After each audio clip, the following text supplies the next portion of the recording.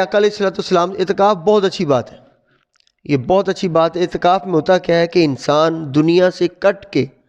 بالکل اعتکاف کا مطلب یہ ہے کہ دنیا سے الگ تھلگ ہو کے اللہ کی بارگاہ میں حاضر ہو جانا، اپنے آپ کو اللہ کی اطاعت کے لیے، فرما برداری کے لیے، اس کے ذکر کے لیے اور اس کی عبادت کے لیے خاص کر لینا، یہ اعتکاف ہے، ٹھیک ہے۔ نبی علیہ الصلوۃ والسلام سے اسی حوالے سے پوچھا گیا ای الاعمال احب الی اللہ قال ادومها وان قل، یا رسول اللہ، اللہ کی بارگاہ میں کون سا عمل افضل ہے؟ یہ مطلقاً بھی علماء حدیث سنایا کرتے ہیں، اکثر ہم سنتے بھی ہیں، نمازوں کو لے کر، خاص طور پہ رمضان المبارک ہے، روزوں کو لے کر۔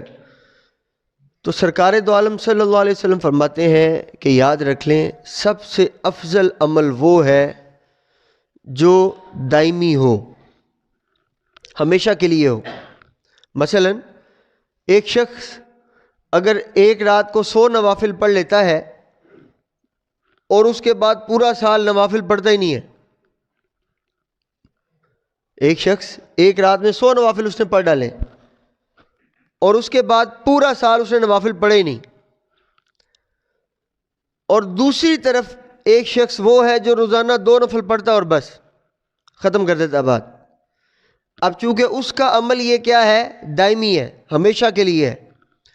تو رسول اللہ صلی اللہ علیہ وسلم فرماتے ہیں کہ جو عمل دائمی ہوتا ہے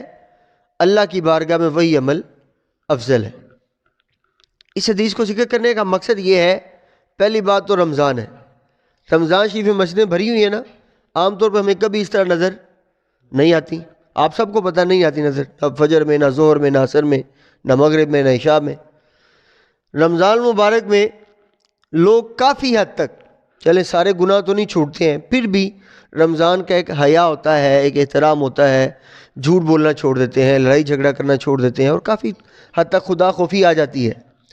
تو کیا خدا خوفی ایک مہینہ ہی ہے بس؟ نہیں، ایسا نہیں ہے۔ افضل الاعمال ادومها، ٹھیک ہے۔ آج کل علماء، وہ لوگ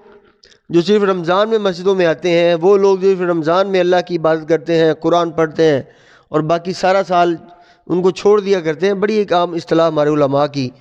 ایک فیملی میں یا ہمارے علماء کے ہاں مشہور ہے۔ جس طرح فصلی بٹیرے ہوتے ہیں تو علماء ایسے لوگوں کو فصلی نمازی یا فصلی پرہیزگار بھی کہتے ہیں۔ تو فصلی پرہیزگار نہ بنے، یہ رمضان کا مقصد ہی یہ ہے کہ آپ کو تھوڑی تربیت مل جائے کہ پورا سال آپ نے رہنا کیسے ہے۔ تو اسی طرح جو اعتکاف ہے 10 دن کا ہے، اس کا مقصد یہ ہوتا ہے کہ جو 10 دن آپ نے پریکٹس کی ہے کہ کس طرح دنیاوی اغراض سے، مفادات سے ہٹ کر اپنے آپ کو اللہ کے لیے خالص کر لینا ہے، پورا سال بھی ایسے ہی رکھو، رزق بھی کماؤ، دنیا داری بھی کرو، رشتہ داری بھی کرو، سارے کام کرو، لیکن ہر چیز کو اللہ تعالیٰ کے حکم کے تحت رہتے ہوئے کرو، ٹھیک ہے، تب اس کا فائدہ ہے۔ تو اعتکاف جب بیٹھنا ہو تو دل میں یہ نیت کر کے بیٹھیں کہ یا اللہ، اس اعتکاف کی برکت سے مجھے ساری زندگی کے لیے اپنے لیے مخلص بنا دے اور اپنے اعمال کو اپنے لیے کرنے کی توفیق عطا فرما۔